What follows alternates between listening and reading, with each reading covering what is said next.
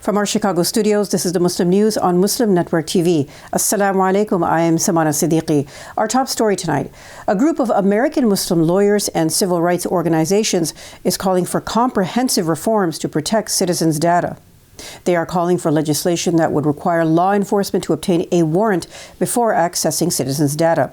This would eliminate the possibility of acquiring such data from brokers. They cite the revelation in 2020 that the data of 98 million users of the popular global app Muslim Pro had been compromised. The app, used by many Muslims to facilitate daily prayers, allegedly sold its users' personal data, including geolocation, to a third-party data broker.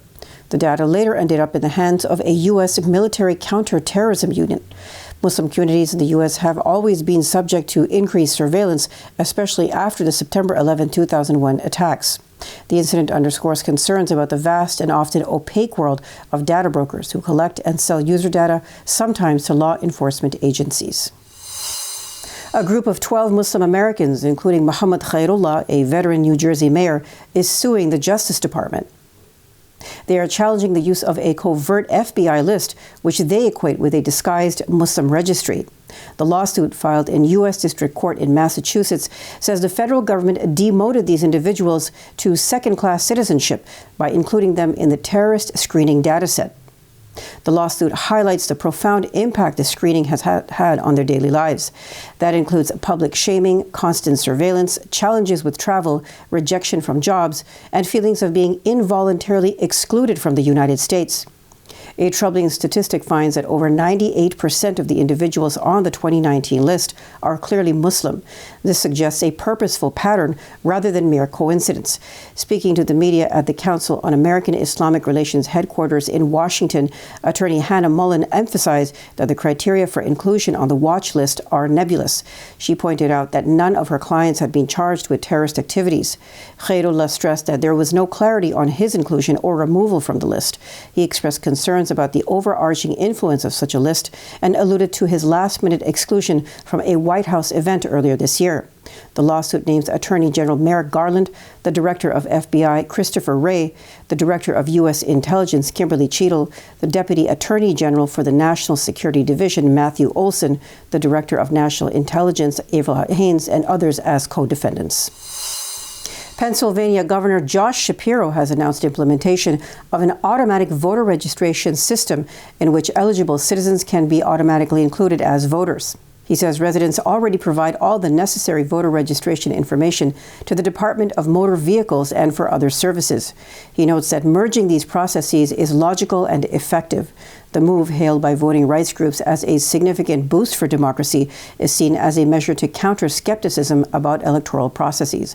Last year, more than 8 million Pennsylvanians were registered voters, although over 10 million were eligible to vote. Shapiro believes the new system will close that gap by simplifying the registration process. A 2021 study by the Public Policy Institute of California found that voter turnout has increased in states with automatic voter registration. Including Pennsylvania, 24 U.S. states and Washington have now adopted some form of automatic voter registration, according to the National Conference of State Legislatures. Students in the Perkiomen Valley School District in Pennsylvania staged a walkout to protest new bathroom rules for transgender people. The protest was in response to the school board not requiring transgender students to use restrooms that match their biological sex. John Ott, who led the walkout, emphasized the comfort and protection of female students. His mother, Stephanie, felt the district was only focusing on the rights of transgender students without considering the overall impact on everyone. The controversy began when resident Tim Jagger shared on social media his daughter's discomfort about possibly encountering a transgender student in the restroom. Although it was not confirmed whether the student was biologically male, the incident sparked debate. Another student, Brandon Emery, said the school was not prioritizing student voices and their sense of safety. Melanie Marin, Emery's mother, criticized the district for not considering students' well-being. The chair of the Perkiomen Valley School Board acknowledged differing viewpoints on the issue and applauded students for exercising their First Amendment rights. U.S. Muslim Olympian Ibtihaj Muhammad says those who oppose the hijab are exhibiting racism and Islamophobia. She says this opposition has more to do with underlying racism than with the hijab itself. On the program Generation Sport this week, Muhammad spoke about her experience, recounting how she often faced criticism for her unique position. In 2016, Muhammad made Olympic history when she became the first American athlete to fence while wearing a hijab. Her success came at a time of heightened anti-Muslim rhetoric fueled by then-presidential candidate Donald Trump's controversial remarks about banning Muslims. She had to contend with challenges related to her race and faith, as well as her personal issues such as depression and performance anxiety. After winning the Olympics, she wrote an autobiography describing her journey and 2 children's books. She also promoted her fashion brand, Luella, which caters to the fashion needs of Muslim women. Muhammad frequently addresses issues such as Islamophobia and incidents that highlight these struggles. UN chief convenes climate summit without U.S., China, and other emitters. Details after the break, so stay tuned, and we'll be right back.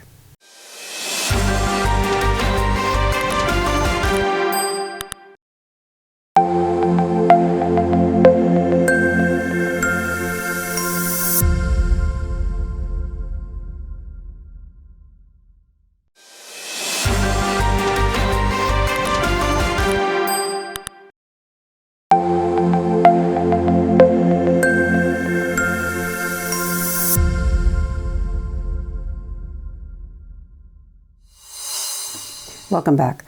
In a bold move for greater climate accountability, UN Secretary General Antonio Guterres convened what is being described as a no-nonsense climate summit on Wednesday. Major carbon emitters such as China, the United States, the UK, Japan, and India were not invited to the deliberations. By emphasizing concrete action over symbolic displays, the summit prioritized nations with tangible plans to achieve net zero greenhouse gas emissions. Of the G20 nations, only Brazil, Canada, France, Germany, and South Africa were included in the list of speakers. The decision to exclude China and the U.S., the 2 largest emitters of greenhouse gases, came after Guterres set strict criteria for participation. President Joe Biden, who is in New York for the UN General Assembly, has already unveiled legislation to reduce carbon emissions and is aiming for a zero-emissions economy by 2050. Critics, however, contend that the U.S. has not taken adequate action to meet these goals. Activists, especially the younger generation, have become increasingly impatient with the pace of global climate action. This was evident in the large turnout at the March to End Fossil Fuels in New York last weekend. Lebanon's caretaker Prime Minister Najib Mikati has voiced concern over the rising numbers of Syrian refugees in the country. Mikati met with UN Secretary General Antonio Guterres at the 78th annual session of the UN General Assembly in New York this week. Mikati says Lebanon is unable to bear more refugees due to the severe economic crisis. Lebanon hosts around 1.8 million Syrian refugees, about 900,000 of whom are registered with the UN Refugee Agency, UNHCR. Guterres says the UN will work with donor countries to increase support for the poorest families in Lebanon and resolve the refugee crisis. Lebanon has been facing a crippling economic crisis since 2019, one of the worst the world has seen in modern times. An advisor to Azerbaijan's president has called for disarming all Armenian forces stationed in the Karabakh region.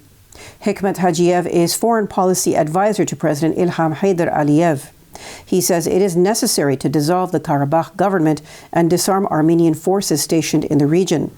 On the social media platform X, formerly known as Twitter, he said that the rights and security of Armenian civilians in Azerbaijan's Karabakh region are guaranteed within the framework of the constitution and international obligations. He said his country uses precision-guided munitions against legitimate military targets and avoids collateral damage to civilians by all means. Earlier, the Azerbaijani Defense Ministry said it had launched an operation in Karabakh to disarm Armenian forces and ensure their withdrawal. The ministry says the goal of the operation was to neutralize the military infrastructure of the Armenian forces and to bring the civilian population in the areas liberated from occupation to safety. The goal, it said, was to restore the constitutional order of the Republic of Azerbaijan. Relations between Azerbaijan and Armenia have been strained since 1991. That was when the Armenian military occupied Nagorno-Karabakh, a territory internationally recognized as part of Azerbaijan and 7 adjacent regions. In the fall of 2020, Azerbaijan liberated several towns, villages, and settlements from Armenian occupation in a 44-day war. The war ended with a ceasefire brokered by Russia, but tensions between the 2 nations continue despite ongoing talks of a long-term peace agreement. A Palestinian photojournalist who was seriously wounded by Israeli army gunfire while covering a protest demonstration arrived in Turkey for treatment. Ashraf Amra, a freelancer for Turkey's Anadolu news agency, arrived in Istanbul on a Turkish Airlines plane from the Egyptian capital, Cairo. On Friday, Amra was reporting on a protest demonstration by Palestinians near the border in the Khan Yunis region of Gaza when Israeli soldiers opened fire to disperse the demonstrators. 12 Palestinians were injured by live ammunition, rubber-coated bullets, and tear gas shells. Amra was seriously injured in the hand by the Israeli army fire. The Israeli soldiers opened fire on the Palestinians and deliberately targeted the journalists at the scene, Amra told Anadolu at the airport. He says the Israeli soldiers threw explosives directly at him while he was holding the camera. He was found to have a large crack in his right hand and severe nerve and tendon damage. He was taken out of Gaza to avoid having to have part of his right hand amputated. Representatives of Yemen's Houthi rebels have concluded negotiations in the Saudi capital Riyadh with Saudi officials on a possible ceasefire in Yemen. Critical negotiating points included a timetable for the withdrawal of foreign troops from Yemen, as well as a system for distributing public wages. Both parties plan to meet again after further internal consultations.